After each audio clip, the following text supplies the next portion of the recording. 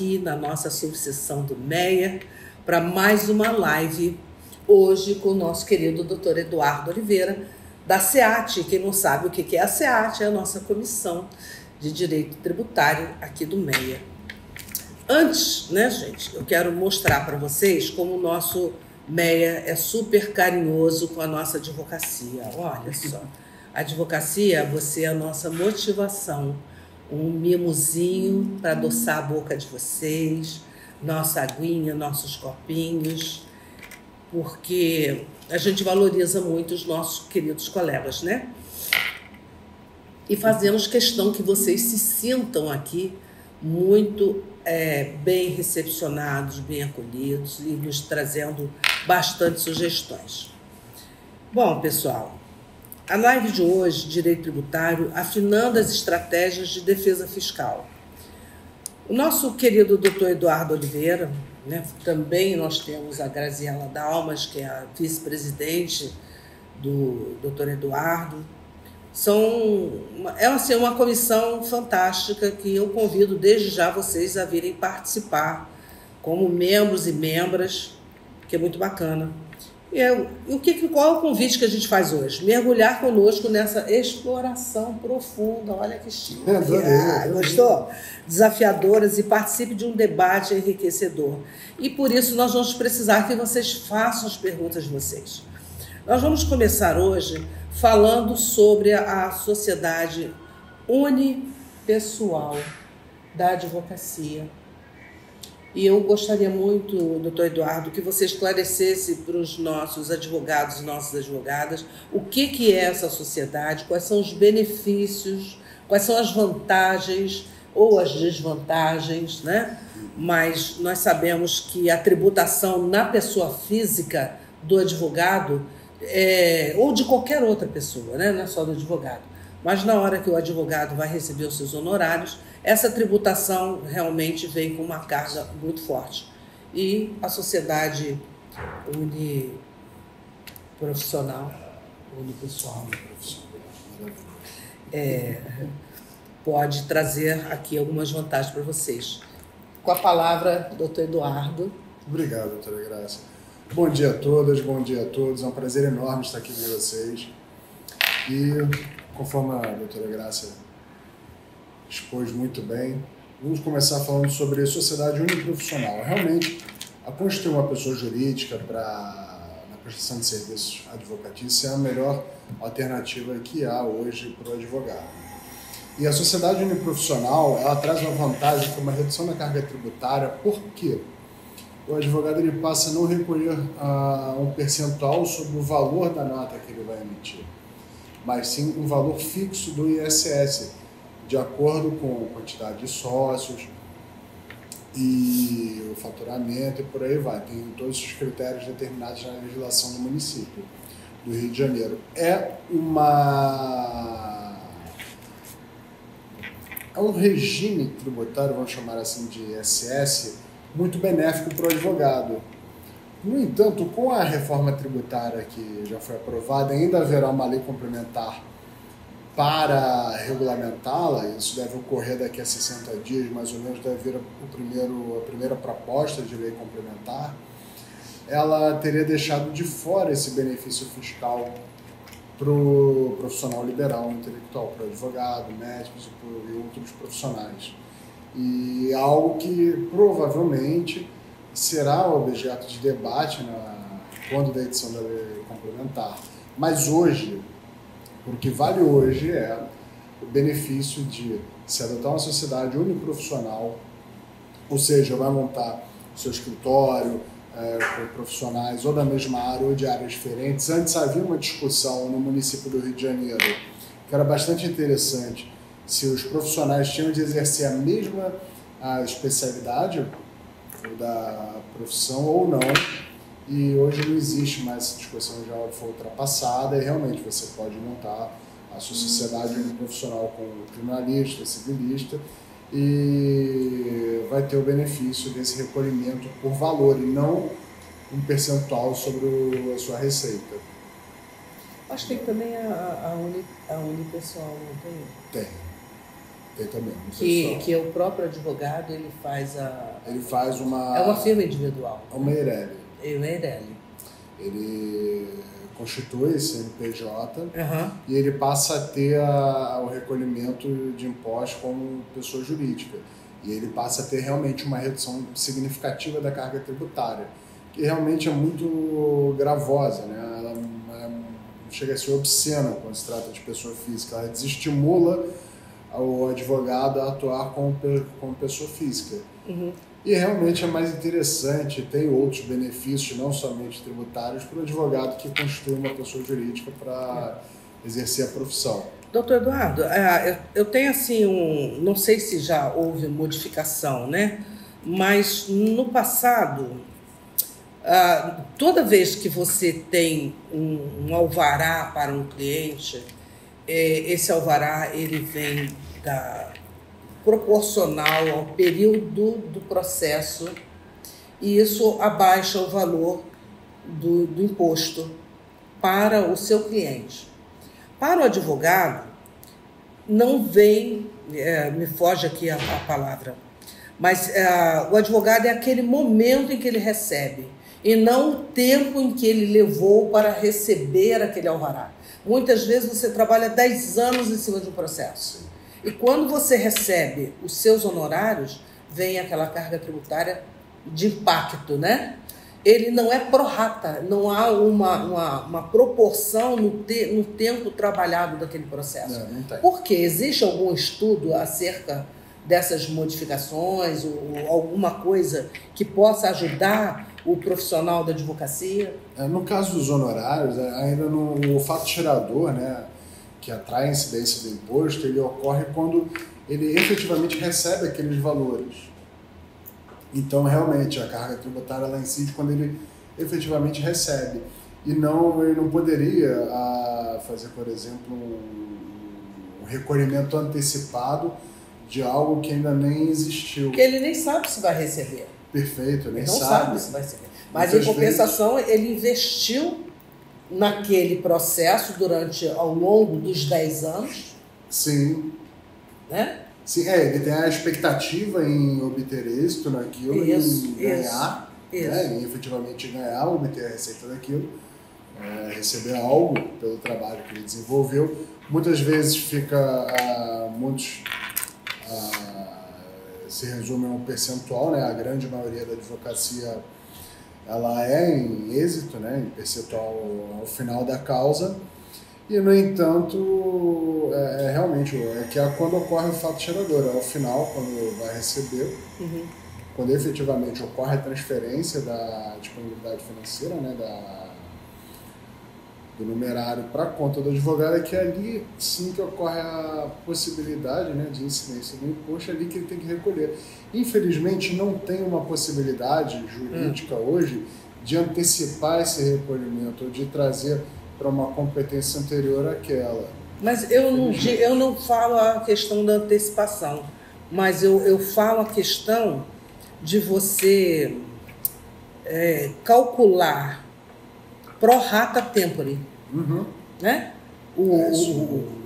Assim como você o faz para o seu cliente, da mesma forma, eu acho que seria um estudo até muito legal. Se fosse isso é um estudo interessante, sim.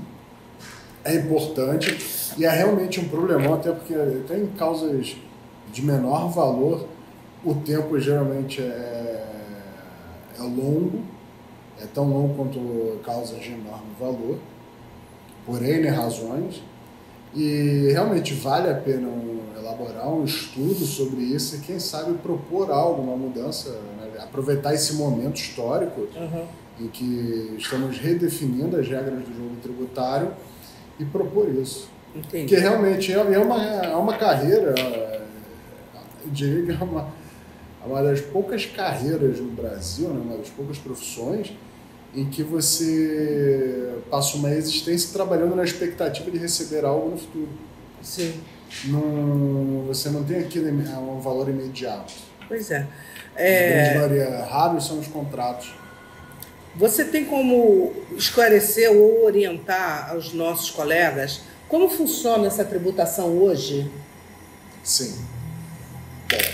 Na pessoa física você tem uma carga tributária enorme, que, enfim, vamos começar. Nós temos o imposto de renda. Vocês inclusive fizeram um e-book ano passado, esse ano vai ter também?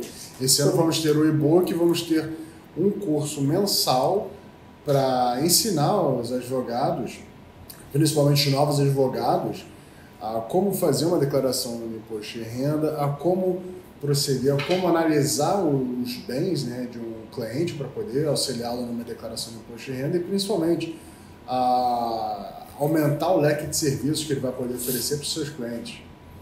Então é algo que foi um sucesso ano passado e esse ano certamente também será. E além de esclarecer, né, para o próprio advogado como que ele deve proceder, que é algo hoje em dia, ainda mais com o sistema da Receita Federal, é muito intuitivo. E é muito, como é que eu vou dizer, além de a gente chamar, apesar de a gente chamar de manicômio tributário, é algo que hoje se tornou muito simples fazer uma declaração do imposto de renda. Entendi. O sistema, né? O sistema, o ReceitaNet é fantástico. É muito inteligente, eu diria, muito inteligente. Intuitivo, é quase um iPhone, né? Mas casos, né? A gente às vezes vai na Receita Federal tirar algumas dúvidas quando o pessoal cai na malha fina. E o sistema hoje, ele coloca o contribuinte na malha fina, às vezes por 1 centavo. Sim. Então, é o que a gente sempre fala, o advogado não tem muito cuidado, às vezes, em fazer o seu livro, o advogado que não é sociedade, né? Nós estamos falando do advogado autônomo. Tem uma pergunta aqui. Cavaleiro Advocacia. Como devemos declarar o ISS? Podemos passar para o cliente? Se houver um contrato de honorários, realizar um contrato em que você repassa ao cliente o valor do ISS, é possível sim, é viável. Inclusive, não é raro isso. Você estabelecer no teu contrato de honorários que a tributação, não é que ela será recolhida, retida pelo cliente, não. Não, ela será repassada, ela será né? repassada, o custo dela será repassado ao cliente. Isso é viável, possível, como os grandes atuam. Tem outra perguntinha. Sleiman Advocacia. Quais as vantagens da advogada ou do advogado ter CNPJ?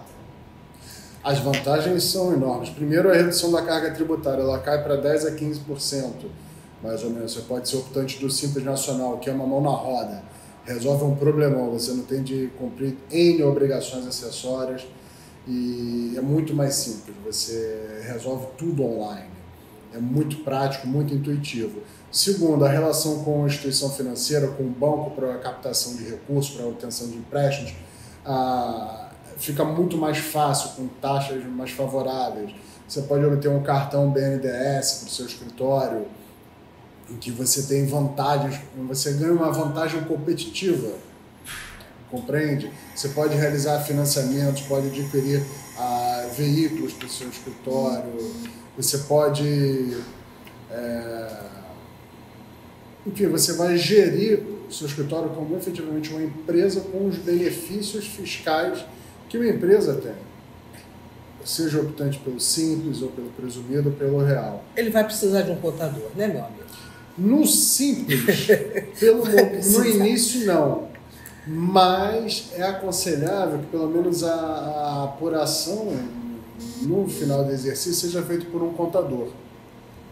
É aconselhável. Não precisa mensalmente, porque no início você vai emitir a nota fiscal, ponto final. Agora, para realizar as declarações no final do exercício, é importante ter um contador para assessorar. Pois é.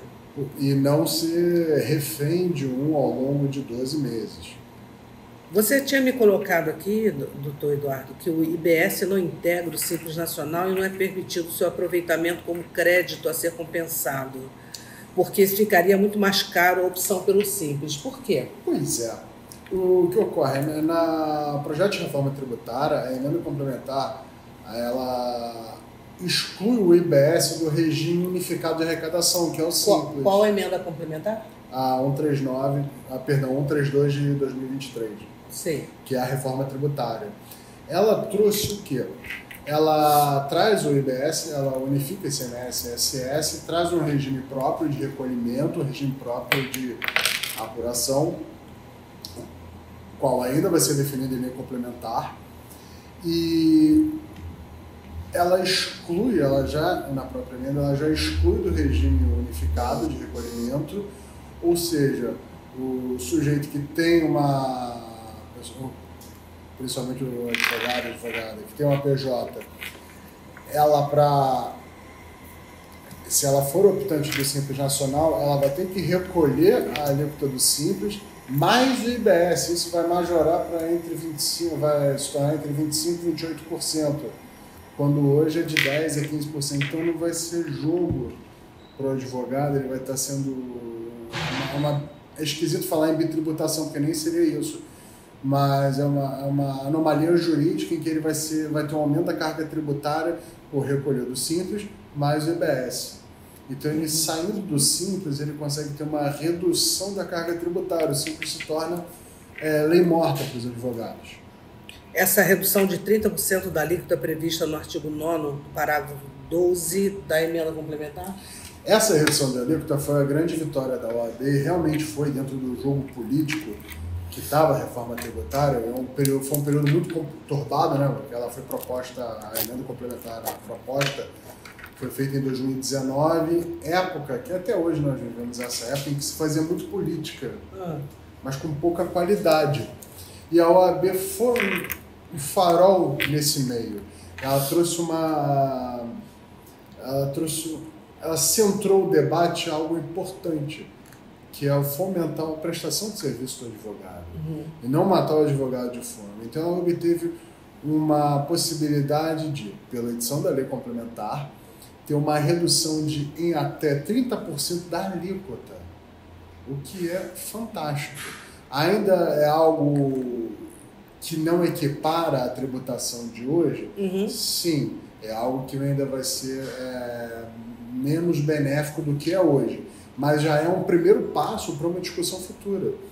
A gente tem que lembrar que o sistema tributário brasileiro, apesar de ser esse manicômio tributário, a quantidade de normas, de tributos, e um interferindo na base de cálculo do outro, no resultado, etc. e tal, tinha que ser dado esse primeiro passo para uma reforma.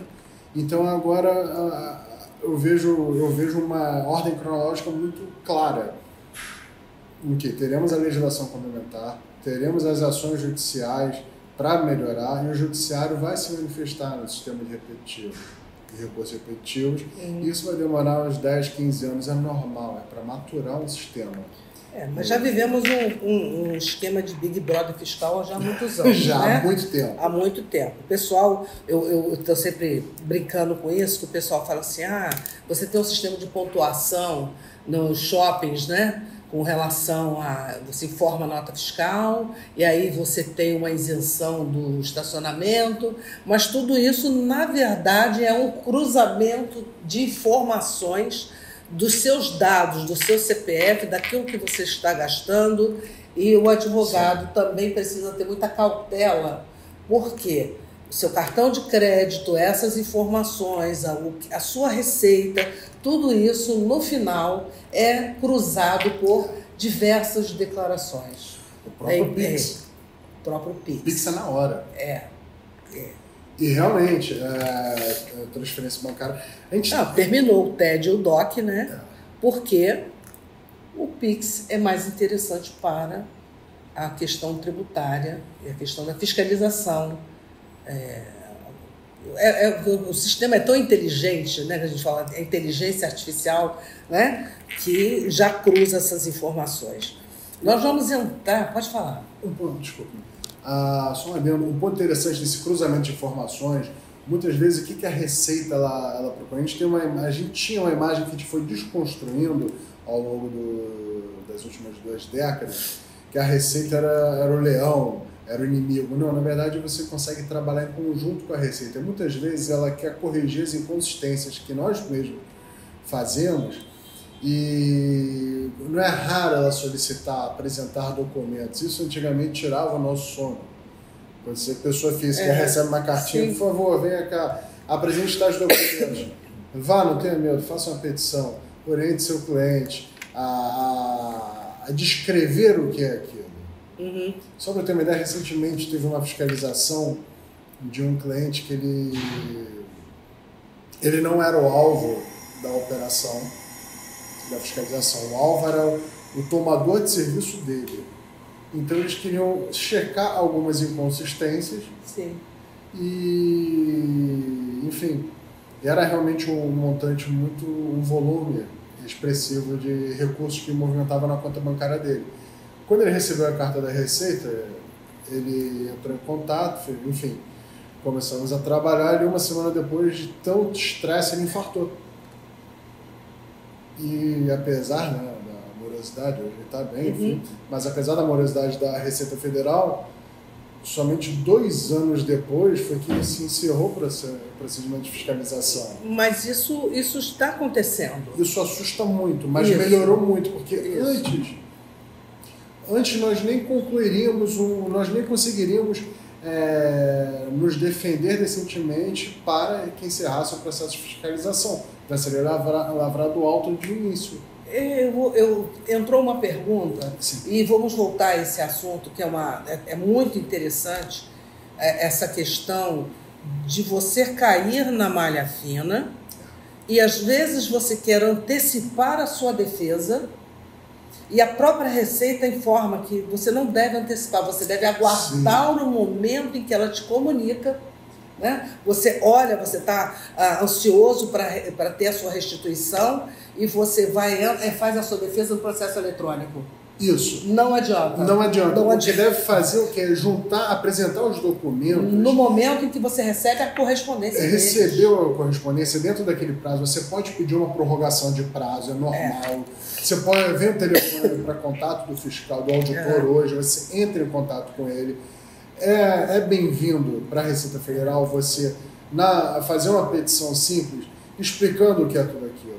Seja desde... Óbvio, tem coisas que são mais óbvias. Não, e tem coisas que a gente... Gasto com médico, plano de saúde, mas isso é somente apresentar mesmo. Você hoje ainda tem um atendimento presencial, muitas das coisas hoje já é resolvida online, né, pelo sistema. E orientam muito bem. Orientam muito bem. Mas, por experiência própria, assim, você atendendo os clientes, eu também faço, gente, imposto de renda, vamos dizer assim, é muito legal, né? Eu falo que é legal porque é interessante o sistema tributário, né? Eu não sou mais tributarista, mas eu iniciei minha carreira na época como tributarista, trabalhei com contabilidade, e a gente acaba se apaixonando por essas nuances que tem por trás daquilo que você vê. E as pessoas têm muito essa ideia de que a Receita Federal só fiscaliza imposto de renda. Não. Mas ela também qualquer diferença que tenha no recolhimento de previdência social também é objeto de malha fina. E previdência social é pior, porque geralmente quando a pessoa jurídica não recolhe, tem alguma inconsistência, sim, e é lavrado alto, na sequência é enviado para o Ministério da Polícia Federal para instaurar um inquérito para verificar se houve delito ou não. E aí o infarto é garantido. O infarto é garantido. Uma pergunta. Sim. Senhor Jorge Santos, as empreendedoras e os empreendedores são reféns de um sistema tributário severo. O que pode ser trabalhado para aliviar esse problema em relação ao empreendedorismo? Nosso amigo Jorge. Sim. Um beijo, Jorge, um grande amigo. Vamos lá. O que pode ser feito? Bom, para aliviar um conjunto, eu enxergo como um conjunto de medidas que devem ser adotadas. Eu garanto que se nós tivéssemos a contrapartida estatal nos serviços públicos, se fosse algo decente, bem gerido, eu não me incomodaria de pagar 70% de imposto. Se eu tivesse a certeza de que eu caí na rua, me levaram para o hospital, fui atendido imediatamente, fui operado em horas, deu tudo certo, eu posso andar na rua às 3 da manhã sem medo de ser assaltado, eu posso ter um carro sem medo, além da segurança, mas andar no asfalto que eu não pareça que eu estou no meio de uma savana. Sim.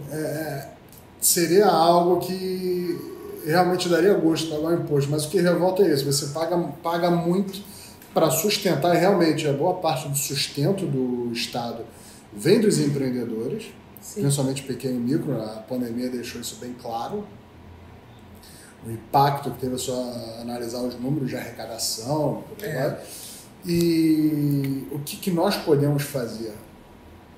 Eu acho que precisa dar uma orientação, uma instrução, né, mais afinada. Assim, vou entrar na sua seara, né? Por favor. O que eu imagino de tudo isso?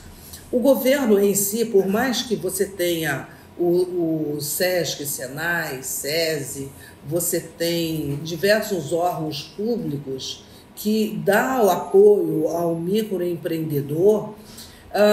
O microempreendedor, já no início da sua formação de CNPJ, né, para fugir, porque vamos entrar nas questões trabalhistas.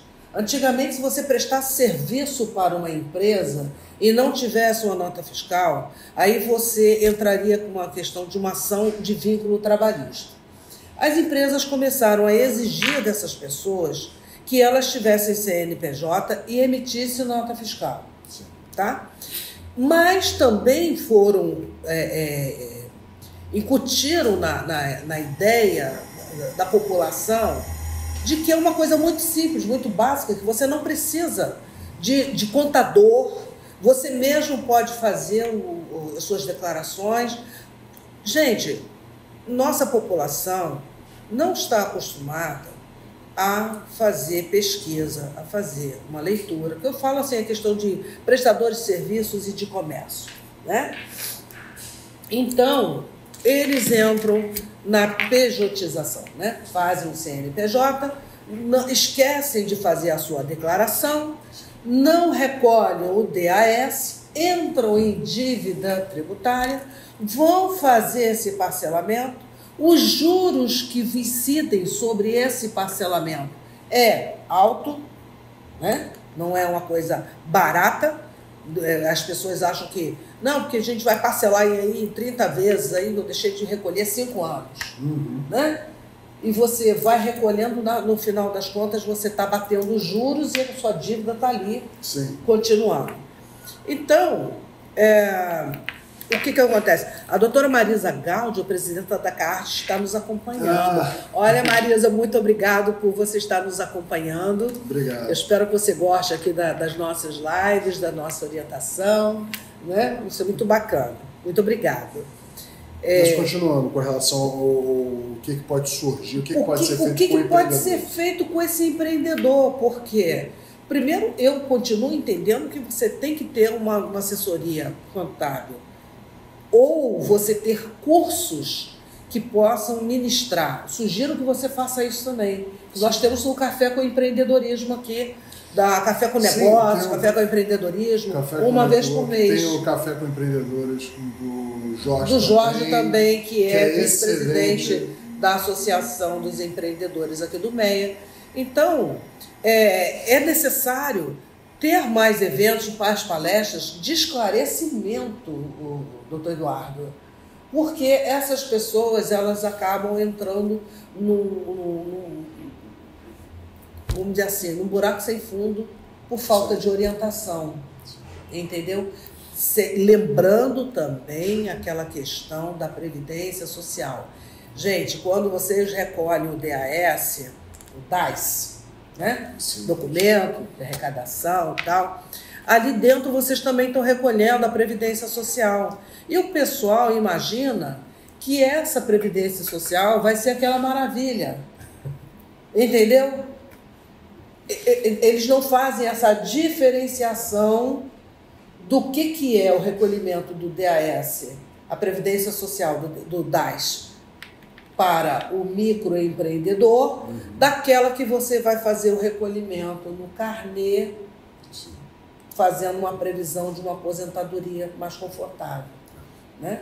E aí passo a bola para você de novo Agora... para responder o nosso querido Jorge. É uma pergunta boa, complexa, que são muitos elementos. Muitos.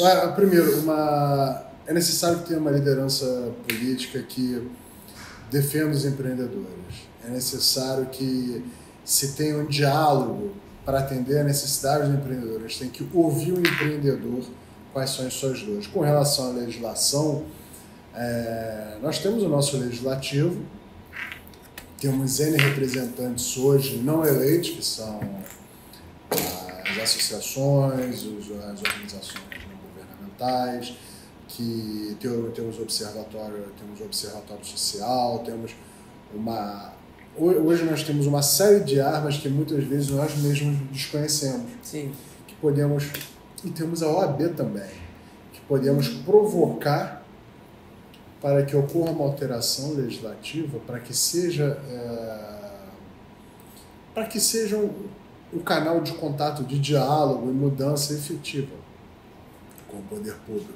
Mas realmente a carga tributária para o micro, pequeno empreendedor, que a gente chama vantajoso, ela é obscena em relação a outros países. Outro dia eu estava lendo que, enfim, se a gente tivesse essa quantidade de alíquotas nesses percentuais e nós fôssemos a França, o Brasil já estava em greve há muito tempo. Já estaria em greve há muito tempo, já estaria parado. Se fosse Estados Unidos, então, já estaria em guerra civil. Enfim, mas a gente prefere assistir o Big Brother agora no início do ano, quando é um período extremamente importante na formação do... Uma forma de distrair do que está acontecendo. Pão e circo. É a forma de alienação do povo em prol de um business, na verdade. Big Brother não é um experimento, não é um business, como qualquer outro. E o que nós podemos esperar? Agora, só para concluir a resposta do Jorge, além disso tudo, o que deve ser feito, sim.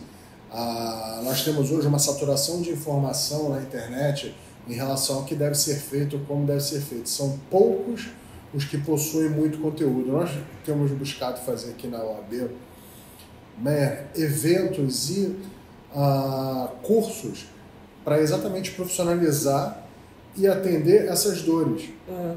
Fizemos ano passado, inclusive, um voltado para o público médico, exatamente ensinando e mostrando como eles podem, os médicos, os profissionais liberais da área médica, podem reduzir a sua carga tributária. Então, para quem for empreendedor e estiver ouvindo, procurem, não os curiosos de internet, mas procurem aqueles que estão dentro de organismos como a OAB. Eu quero saber sobre direito tributário. Quem está na OAB? Na área de direito tributário. Eu quero saber sobre direito trabalhista. Quem está na OAB na área trabalhista?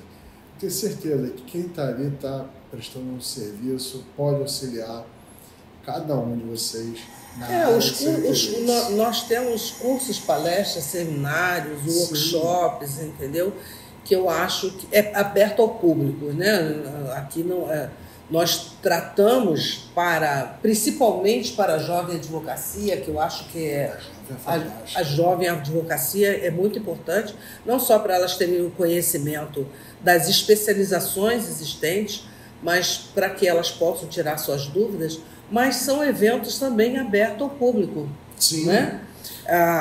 Quando nós falamos do Café com Negócios, que ocorre aqui na nossa subseção, ou às vezes no fórum mesmo, o fórum nos cede um espaço para fazer os nossos eventos, e a gente agradece muito a doutora Cláudia por nos dar essa oportunidade de fazer a utilização do espaço do judiciário, né? Mas é justamente mostrando que muitas das vezes, é verdade seja dita, doutor Eduardo, a gente sabe que a gama da advocacia, né, passa por uma dificuldade, a maior parte passa por uma dificuldade. E a gente também estimula o empreendedorismo, qualquer que seja. Por isso a nossa preocupação em trazer informações e conhecimento técnico para que essas pessoas saibam. Eu vou abrir uma sociedade unipessoal, uma sociedade uniprofissional. Eu quero ser hoje unipessoal. Eu quero hoje fazer o empreendedorismo, vou tirar o CNPJ porque eu quero vender. E aí eu te pergunto, o advogado que tem a sua empresa, mas também está com o empreendedorismo, né? Que não é a parte empresarial. Não é raro. Não é raro. Como é que vai se dar essa tributação para essa pessoa? Ele deve separar os CNPJs, para o empreendedor, para a atividade empreendedora e o outro para o exercício da advocacia. E principalmente esses dois devem ser separados da vida pessoal dele, Exatamente. Da pessoa física. Na verdade, isso não é nenhum privilégio do advogado, essa confusão. Isso é muito comum. Vou passar o cartão na empresa, depois eu resolvo isso. E aí vai criando uma bola de neve, uma série de inconsistências que levam à lavratura de auto-infração. Temos mais uma perguntinha aqui. Sleiman Advocacia.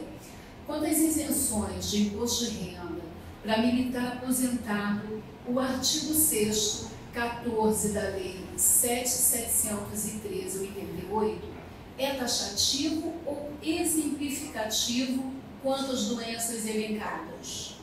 Ele é taxativo em relação às doenças elencadas. No entanto, aí eu teria que verificar como que está o entendimento dos tribunais em relação a isso, mas via de regra ele é taxativo, não é exemplificativo. Mas parece que não com relação aos militares, né? Mas eu me recordo que teve recentemente uma vitória, acho que foi em dezembro, novembro passado, em que o rol passou a ser exemplificativo, caso a doença realmente tenha sido, como é que se diz, perdão?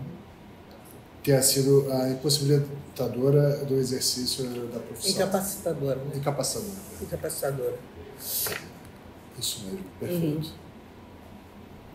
Aí sim, mas tem de ver qual é o entendimento, em qual estado, em qual local está, e o tribunal do seu local e verificar qual é o entendimento jurisprudencial. Mas geralmente, via de regra, é taxativo, não é exemplificativo. Até as perguntas que vierem, as dúvidas que tiverem, pode mandar aqui para o e-mail da OAB MEA ou pelo direct ou escrever, entendeu? No direct melhor ainda, porque a gente recebe, tá? E a gente encaminha para o doutor Eduardo, claro. O doutor Eduardo, na celeridade do seu escritório, consegue fazer uma leitura, né? Pode inclusive enviar para o próprio Instagram da SEAT MEA. Também. Pode nos enviar. Agora, aproveitando esse gancho, nós editamos há 2 anos um e-book para os advogados que possuem uma doença grave para obtenção da isenção do imposto de renda, pessoa física. E não é um e-book orientando falando somente da legislação, não, ele é um passo a passo, ele é literalmente um passo a passo. A tela tal, você vai clicar aqui, vai fazer isso, vai fazer aquilo, e por aí vai. Ele está disponível aqui, a gente vai disponibilizar online, mas já fizemos isso no passado, disponibilizamos. Esse conteúdo vai ficar no Instagram da SEAT? A gente pode disponibilizar da própria OAB MEA. Da própria OAB MEA. Porque é para todos os advogados que possuem. E é evidente, aliás, um fator curioso, nós fazemos esses cursos, essas capacitações, não somente para ensinar, mas para que o advogado possa pegar aquele conteúdo, aquele conhecimento e ter uma nova área para atuar e prestar um novo serviço e aumentar a sua subsistência, que realmente está complicado para todo mundo. Teve um colega de doutorado da minha esposa que ele atua numa área completamente diferente, não tem nada a ver com tributário. Quando ele leu o nosso e-book, ele passou a atuar nessa área. E há 2 anos que ele vem tendo sucesso nisso. Que ótimo. Isso é um exemplo de alguém que estava estudando algo mais filosófico e viu nisso uma oportunidade, passou a empreender na própria advocacia e obteve sucesso e está caminhando, está um voo de céu de brigadeiro, está muito bem, muito bem. E é isso que a gente quer que todos estejam muito bem, todos cresçam. Eu acho que o direito tributário, eu acho não, a maior parte das pessoas acham que o direito tributário é um direito elitizado. Já foi tempo. Já foi tempo? Foi tempo. Por quê? Todo mundo paga imposto. Não tem como foi, ainda mais agora que reduziu a faixa de recolhimento do imposto de renda, agora todo mundo vai entrar. Um problemão isso. Imagina, como é que a gente faz isso? É algo com um problemão que... É bom, pra gente é bom, é trabalho, então procura os tributaristas todos. Olha que maravilha, o nosso secretário-geral, doutor Valdir Miranda, está nos acompanhando aqui, a vice-presidenta da SEAT também, a doutora Graziella, a doutora Débora Pontes, a doutora Rafaela Barradas, presidente da Jovem, a doutora Ana Carolina Cavaleiro, a Comissão do Direito Consumidor, que é a nossa querida Soraya Panella também. Nós vamos trazer você também, Soraya. A nossa próxima live vai ser com a doutora Débora Pontes, falando sobre compliance. Inclusive, ela é uma das finalistas Isso é legal. Me fugiu o nome. Ajudem-me, por favor, estagiários. A Débora Pontes, ela é a Débora Pontes, a Sueli, também, Sueli Beatriz, são finalistas da... prêmio, né? Sister Law, né? Black Sister Law. Isso. Me perdoa a gente aqui esquecer, mas é muita informação, né? E o nosso querido Marcelo Oliveira, também das prerrogativas, nosso diretor tesoureiro da seccional, está aqui também nos acompanhando. Muito obrigada a vocês, gente, por estar prestigiando obrigado a nossa subseção, prestigiando aqui as nossas lives. O que a gente está tentando mostrar, sabe, doutor Eduardo, é que nós temos eventos, nós temos excelentes comissões com excelentes profissionais, tudo para trazer a valorização da advocacia aqui na 55ª subseção do MEA. Sim, e que é um ambiente extremamente convidativo ao diálogo, a parcerias, não é restrito ao advogado, os eventos não são restritos aos advogados. Venham, adquiram conhecimento, saibam quais são os seus direitos, busquem, lutem por eles. E o que eu acho muito bacana que vem acontecendo aqui no MEA, no Grande MEA, é que a sociedade está interagindo conosco. Isso é muito bacana, porque a gente não imaginava que isso fosse acontecer, né? Você ter o contato não somente com o comércio, com os empresários, com os hospitais, a segurança pública, o MEA presente também, que é muito bacana, os delegados em si maravilhosos, o batalhão. A gente tem muito a agradecer também a doutora Janete Allen, que é presidente da comissão do Conselho Comunitário.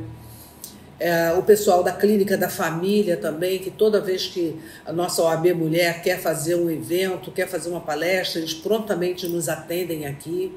Então, gente, eu acho que é muito bacana vocês nos acompanharem. Em breve, em 8 de março, para variar, nós vamos ter aquele eventaço do 8 de março, Dia Internacional da Mulher, no Jardim do MEA, com o nosso desfile dos homens, né? Nós trabalhamos aqui os homens com muito carinho, porque, como diz a doutora Sônia, nós queremos, não é disputar, mas é ter uma igualdade, caminhar juntos. E estamos chegando aqui no final. Suas considerações finais, doutor Eduardo. Foi um prazer, uma alegria. Realmente a 55ª subseção é diferente. Ela começou um trabalho, vem desenvolvendo um trabalho de real inovação e tem realmente aproximado, tem feito o trabalho que a OAB deveria fazer sempre. Não é se isolar, se fechar como um grande construto frio, mas sim se abrir e mostrar os seus talentos, e trazer a comunidade, quem está no seu entorno, para participar e assim a gente só tem como ganhar, com o diálogo. Inclusive, parabenizar, acredito que tenha sido dos poucos lugares que eu vi realizar um evento de empreendedorismo, convidar o Sebrae topar e começar a unir. É realmente um momento de união, não é um momento de o meu quintal é melhor do que o seu, não. É um momento de unir. E fica o convite aqui para as demais subseções. Vamos conversar, vamos dialogar, vamos ampliar esses eventos. Juntos, nós sempre somos mais fortes. Nós fazemos eventos juntos com o Sebrae, com a Associação do Micro e Pequeno Empreendedor do Rio de Janeiro, que o Jorge Santos é o vice-presidente. Nós costumamos, temos um trabalho, uma parceria muito grande com o Clube Empreendedor Brasil e vamos ampliar cada vez mais. O nosso intuito é que o evento que começou com 10 pessoas, que hoje já atende 150 a 200 por evento, se amplia. A gente quer que falte cadeira. Que ótimo. Que encha. Que ótimo. Que fique quente com ar, isso que não é muito difícil, né? Ficar quente. Né? Quero agradecer a sua presença, a sua disponibilidade. Quero agradecer também a doutora Grazi Carla Oliveira, da OAB Mulher, a doutora Júlia Calil, a doutora Elizabeth Pisani, a Nízia Brito, a doutora Kátia Freire, nossa assessora, Graziela, presidenta da Comissão do Direito Previdenciário. Agradecer o Jorge também com as suas perguntas, todos os colegas que fizeram perguntas aqui, podem continuar mandando as perguntas de vocês, a gente vai responder. Eu quero agradecer a vocês por disponibilizar parte do seu tempo para nos prestigiar, dar esse carinho, essa atenção e dizer muito obrigado, um beijo e aquele nosso coração assim, ó, quentinho, quentinho, quentinho para vocês, tá bom? Muito obrigada.